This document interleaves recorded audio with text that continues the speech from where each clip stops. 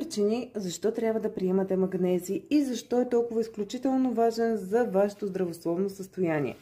Магнезий е един от най-важните минерали за човешкото тяло и недостигът му изключително често срещан, за съжаление, в днешно време. Особено при хора с активен начин на живот, подложени на високи нива на стрес, хормонален дисбаланс или неправилно хранене.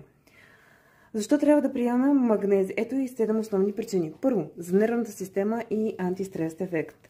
Магнезия регулира възбудимостта на нашата нервна система, така че намалява тревожността и помага при емоционалното напрежение. Второ, за мускули и енергия, това мисля, че вече всички го знаете, участва в производство на АТФ и също така много спомага за възстановяване, предпазва от крампи, мускулно умор и схващания.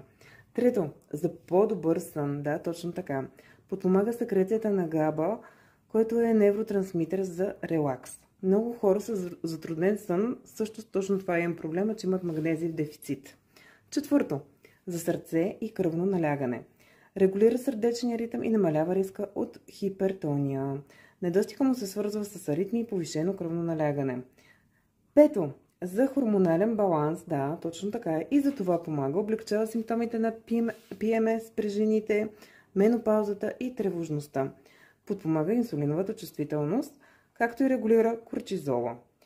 Шесто, за храносмилателния тракт. Това вече съм го казвала много пъти. Магнезий подпомага движението на червата, което е естествено средство срещу запек.